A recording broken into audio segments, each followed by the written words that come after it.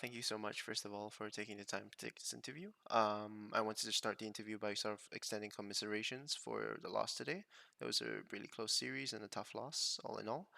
Um, First of all, I wanted to start by taking us through the series itself, and sort of get your Mhm. initial thoughts on it.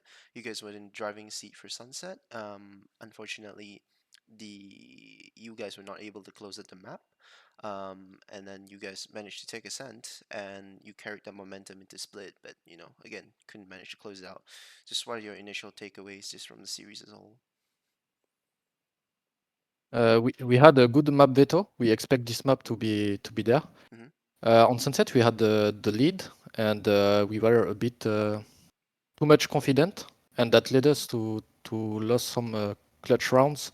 And then they come back, and when the score was for them, we felt like fear.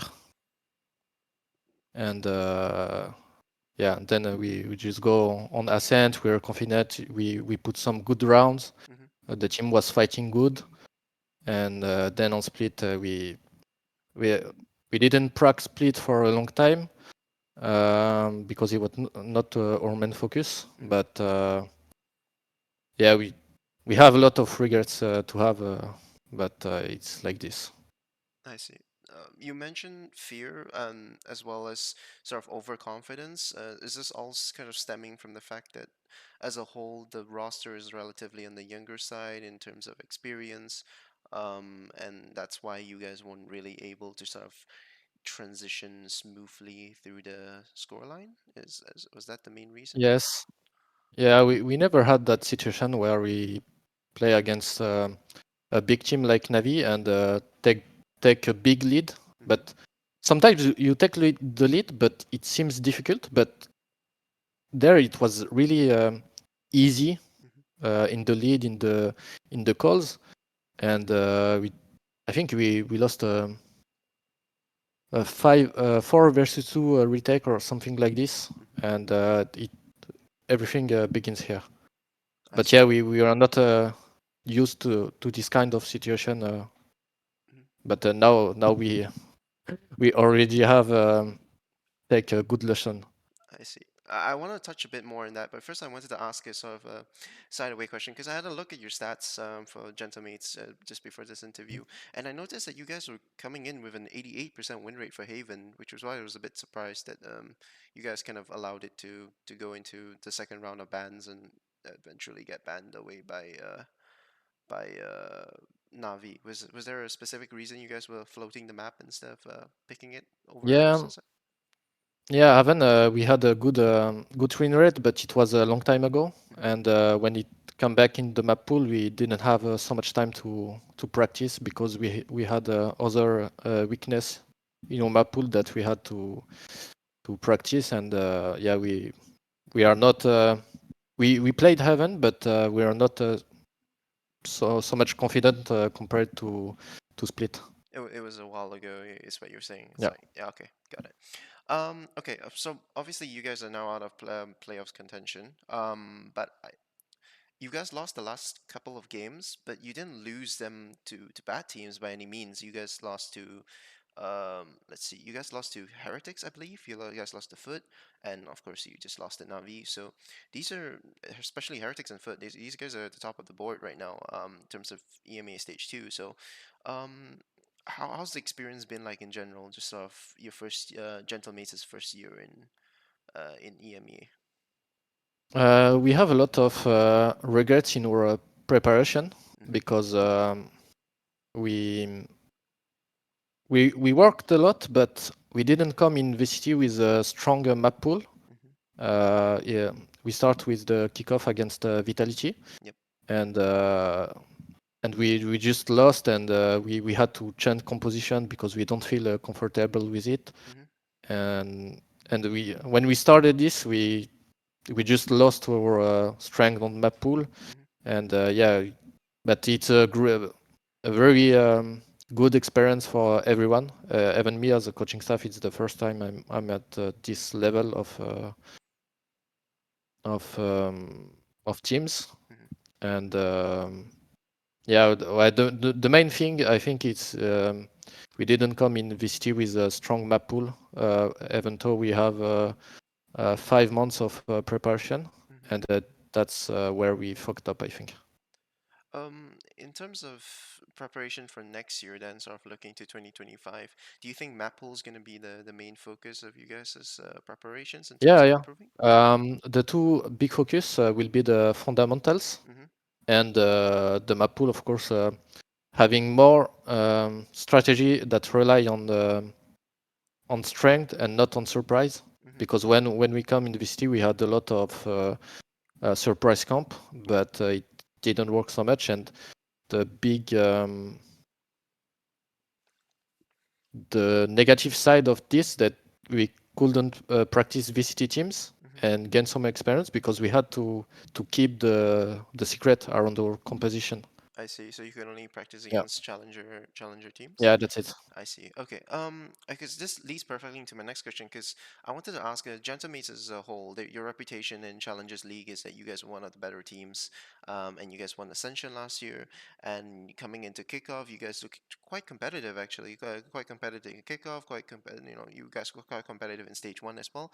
What do you think, though, is sort of that missing element that sort of stopped you guys from enjoying the success that other young rosters did this year? Like, do you think it was just that surprise element? Like, you guys were too reliant on that surprise element, or was there some other Yeah, factor? we lacked of we when we come in VCT, we knew that we had young players Mm-hmm. and that lack of fundamentals, Mm-hmm. and we work on it, but not it was not the main focus. And when we come in VCT, we lost a lot of clutches, 2v1, 3v2, 1v1. Mm-hmm. Um, I think if we had more time to work on this, we would be more. We had better result on the kickoff on the stage one, and we had also. I don't know if I can say it was mental, Mm-hmm. but we had. It was either day or and night. Either we had a very good match in Mm-hmm. the split one, Yep. either a very bad match. Like when we played Fnatic and Cassie, we didn't. We were not able to deliver at all. Mm-hmm. And but I think everything is rely on the fundamentals because the players were not confident enough to play good and we were sometimes lost at in some situation. I see. Speaking of fundamentals as well, I noticed something very interesting when I was looking at your team as well. You guys introduced the six-man concept as well to your team, bringing Kadavras.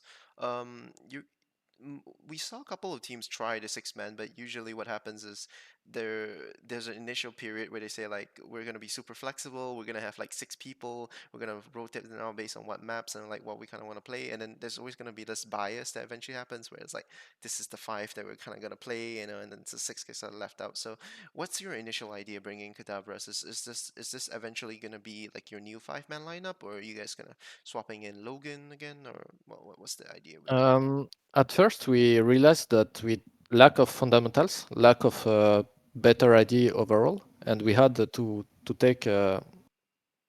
We wanted to bring someone with that experience. kAdavra is a player that is very complete. Yep. He had a lot of experience. He plays since a long time ago, and he play against a good player. Even when we played against him, we felt like it was he was insane, Mm-hmm.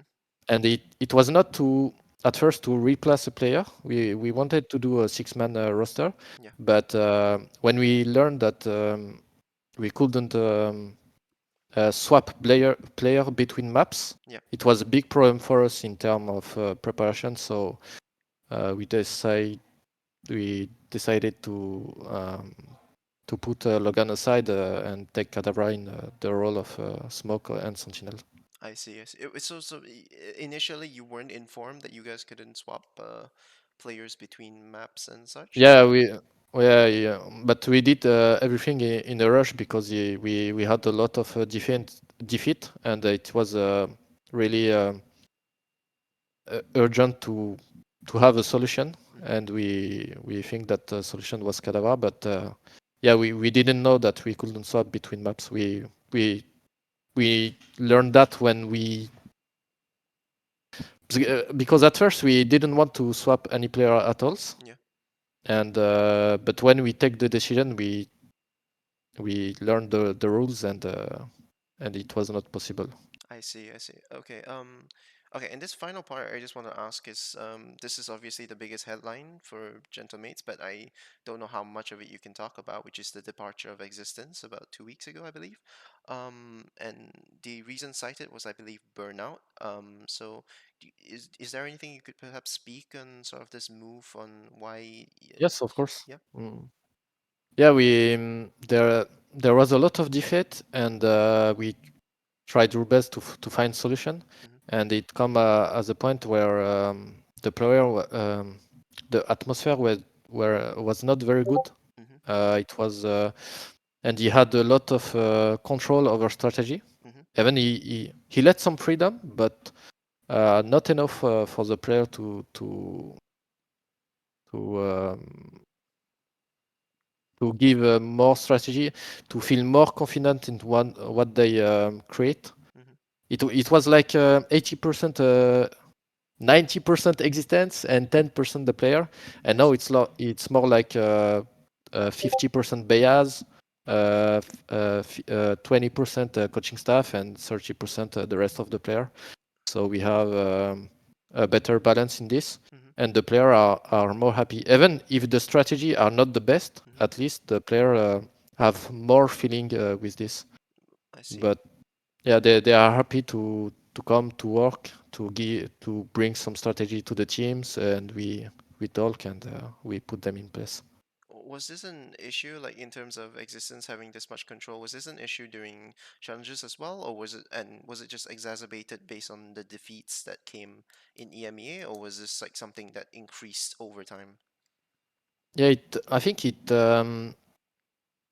when he had the control over the strategy, as long as we were winning, Mm-hmm. it was good. Like the player was accepting to were accepting to not have so much impact on strategy, and as long as we win, it was okay. Mm-hmm. But when the defeat comes, it increased this feeling, and it was like yeah, the player were not improving. Mm-hmm. They had this feeling of not improving, being a full lead, and yeah, they needed some more freedom and be able to prove what they can do by themselves.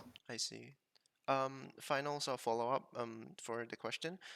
Sort of just the responsibility now, because now you're for the first time you're stepping up into the head coach role to replace Existence. How's the responsibility sort of set on your shoulders now? How do you feel about sort of transitioning into this? It's kind of hard for me because I have a baby Mm-hmm. actually, and Congratulations. like thank you. It's been 3 weeks now that I didn't see them, but uh, on the side, coaching side, I have a lot of experience as a coach, not at Mm-hmm. this level, but I coach since 6 years, Mm-hmm. and I think I have the good profile to um, to help player to become better, Mm-hmm.